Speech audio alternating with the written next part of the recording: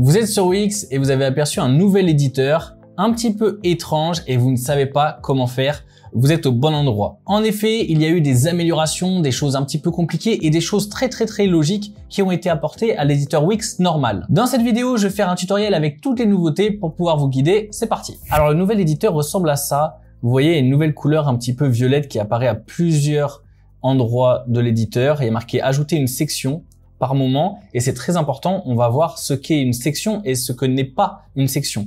Donc on voit que cet éditeur, il nous aide à ajouter à partir de 0, par exemple en cliquant soit sur ajouter une section prédéfinie, soit en cliquant sur ajouter des éléments qui nous amènent directement dans le menu plus, soit ici en cliquant sur ajouter une section qui nous amène également dans le menu section dont on va parler juste après. Mais vous allez me dire, une section ça ressemble quand même beaucoup à une bande.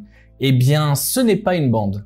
Je vais vous expliquer pourquoi et on peut en être sûr parce que si on va ici dans le menu plus, il y a toujours les bandes. C'est bien la preuve qu'une section n'est pas une bande, mais en fait une section est composée de bandes. Donc avant, on utilisait les bandes pour faire des sections et aujourd'hui, on crée des sections et on utilise les bandes pour en faire du design à l'intérieur. Donc à quoi servent les sections? Elles servent tout simplement à diviser la page en plusieurs parties en fonction du concept de chaque partie. Alors qu'une bande, c'est un élément qui peut être mis dans une section, on peut même avoir plusieurs bandes dans une section et c'est juste un élément de design. Donc on va ajouter une nouvelle section, on va aller ici sur le nouveau bouton ajouter une section. Vous voyez, vous avez plein de sections par catégorie, donc offre spéciale, service, s'abonner, témoignage, client, etc. Vous avez les basiques, vous avez les sections contenant du texte, etc.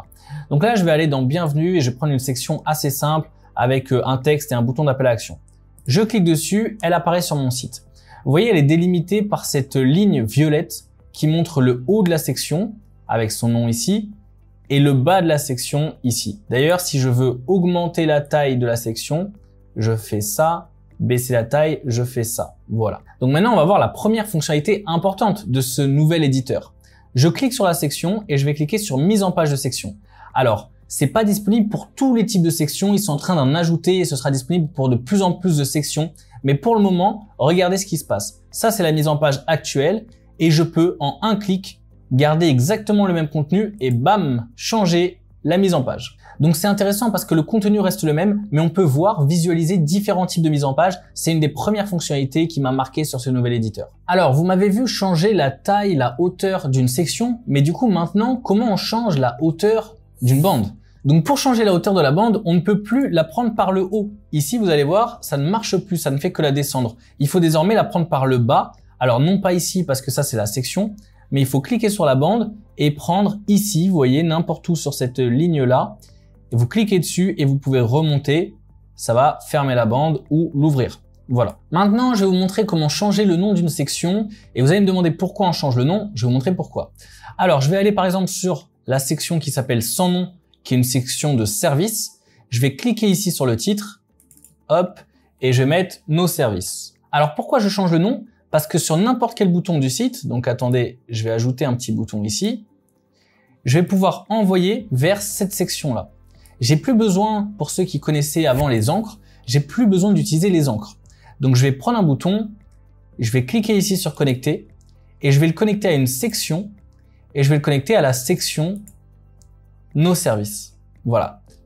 Donc je vais vous le montrer en aperçu à n'importe quel endroit du site. Si vous cliquez sur le bouton voir, ça va vous descendre à la rubrique des services.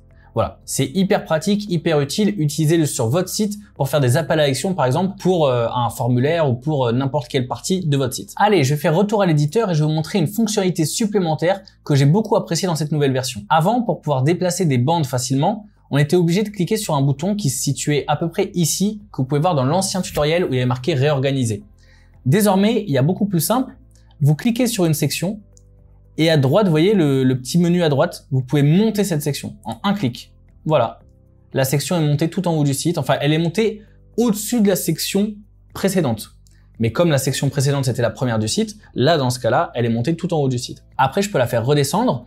Et le bouton réorganiser, c'est devenu un bouton moins 100%. Quand vous cliquez dessus, vous passez en mode 50% pour avoir une vision d'ensemble de votre site. Alors, il faut savoir quelque chose d'important. Quand Wix fait un déploiement d'une fonctionnalité, donc pour le monde entier, ils en font plusieurs versions parce qu'ils font actuellement des tests. Donc peut-être que sur votre ordinateur, ce sera pas exactement ce qu'il y a là. C'est juste une question de patience. Attendez un petit peu et je mettrai dans la description de cette vidéo et en commentaire épinglé les différences qu'il y a par rapport à la version que j'ai montrée dans ma vidéo. En plus de cela, certaines fonctionnalités ne sont pas présentes maintenant, mais elles vont arriver plus tard et donc je vais vous en parler maintenant, comme ça vous ne serez pas surpris quand vous les verrez arriver. Il y aura une nouvelle icône qui s'appellera soit mon entreprise, soit mon business, on ne sait pas encore. En tout cas, aux États-Unis, elle s'appelle My Business et dans cette icône-là, vous pourrez gérer vos différentes applications, votre blog, votre boutique, etc.